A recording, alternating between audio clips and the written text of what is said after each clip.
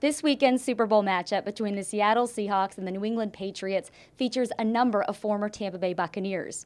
These were guys that were either traded away or were signed on as free agents. And I wanted to take a look back at some of these moves to determine if, in fact, they were the right calls by the Bucs. Some people would say, what's the point in hindsight? You can never forecast the future. But in this case, I think it's important because if you don't go back and examine your mistakes, you can't always prevent them from happening in the future. And sometimes, some of these moves do pay off. Now, for the sake of time, we're just going to take a look at the moves that were made during Jason Licht and Lovie Smith's tenure in the past year. And tomorrow, we'll take a look back at some of the moves that were made under Greg Schiano and Mark Dominic. The first one I wanted to take a look at, and this is the obvious one, Darrelle Revis. The Bucs traded away a first-round draft pick and a conditional pick to the New York Jets in exchange for Revis, and they forked over a $96 million contract, making him the highest-paid corner in the league. This contract averaged $16 million annually, but within a year, after Dominic and Schiano were gone, the Bucs parted ways with him, releasing him, ultimately because it was too much of a contract to handle and because he didn't exactly live up to the billing. Plus, they weren't exactly thrilled with investing so much money in one player when there were so many needs elsewhere. Now, in hindsight, I would say this is the type of move that you make when you have a lot of cap space, which the Bucs did, but it's also the type of move that you make when you're just one or two pieces away from getting to that championship. So rather, the Patriots got a much better deal here, and they were one or two pieces away from getting to that championship, which you can see now, they're in the Super Bowl. So ultimately, Revis was paid by the Bucs to have a one-year rehab stint. I would say this was not a good move by the Buccaneers. Now, cutting ties with Revis allowed the Bucs to sign a bunch of new players, including Michael Johnson, Anthony Collins. They also signed Evan Dietrich Smith and Alteron Werner. But when you look at all those guys, I would only say that one really performed up to par this season, and that was Werner. And that wasn't until later on, when he was comfortable in this defense and recovered from that hamstring injury.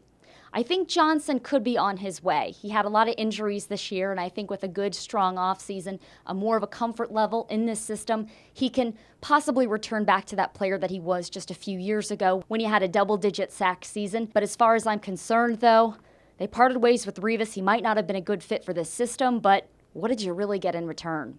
Moving on to trading away Tim Wright in exchange for Logan Mankins, and they also parted ways with a fourth-round draft pick. Now, when you look at this deal, originally it looked pretty lopsided, trading away a guy like Mankins, a Pro Bowler, for Tim Wright, a largely unproven player.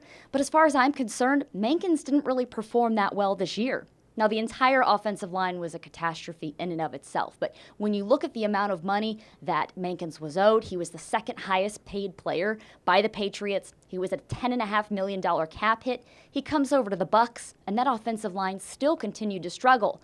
Meanwhile, Wright, who was no longer a fit in this offense because they wanted a more complete tight end, he comes over to the Patriots and is that H-back that team had been missing since they lost Aaron Hernandez. So, believe it or not, I think that this move, it worked out a lot better for New England than it was for the Bucs, although we'll have to see what things look like this next year when that offensive line is hopefully improved, when you can surround Mankins with more talent. But again, not what we expected. Now moving on to Jonathan Casillas. He was deemed expendable once we saw Danny Lansana emerge as a playmaker. If you remember, in his first 3 games, he had 2 pick sixes, meaning the Bucs could part ways with Casillas, a guy that proved he wasn't exactly a Lovie Smith guy. Smith called him out in the media, something he rarely does. So he got in Smith's doghouse, and it was pretty clear that that relationship wasn't going to go any further.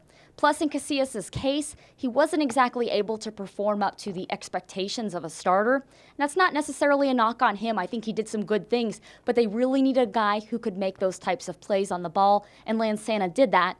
Meanwhile, Casillas is in New England, and he's playing mostly special teams, which in my opinion is an area he truly shines in. And plus, that move also allowed the Bucs to go after a guy like Ori Lemon, who is that special teams rock star that this team certainly needs, and he also can back up that strong side linebacker position. Speaking of linebacker, the Bucs brought in Dane Fletcher this offseason on a 1-year contract. This is a guy that Jason Licht was very familiar with from his time with the Patriots, although I have to say, given what we saw from him on tape this year, I'm not so sure he's a good fit. Now, let's be fair here. This was a defense that was very, very new for him. The Patriots run a hybrid 3-4, 4-3 defense, and he's coming over here being asked to play that primarily a Tampa 2 defense. So there's a lot of changes that need to be made on that part, and I think it took him a long time to adjust. But even after that adjustment period, when Mason Foster first got injured, we saw him out there struggle big time in that starting middle linebacker role. We also saw him back up some of these outside linebacker positions too. Fared a little bit better, but he's proven that he's a smart player. I just don't know if he has the physicality, the playmaking skills, or the instincts to be able to back up those positions. Now, it's very hard to back up all the linebacker positions, and I think he's able to do that, but I think you can go out either in free agency, possibly in the draft, and get a better swing linebacker, a guy that's capable of backing up all those positions, much in the way that Adam Hayward used to do for the Bucs. Stay tuned for tomorrow, where we're going to go back even further and examine some of the moves that Greg Schiano and Mark Dominic made. Keep checking back at sportstalkflorida.com as well for more Super Bowl coverage and also more Bucs offseason coverage. With Sports Talk Florida, I'm Jenna Lane.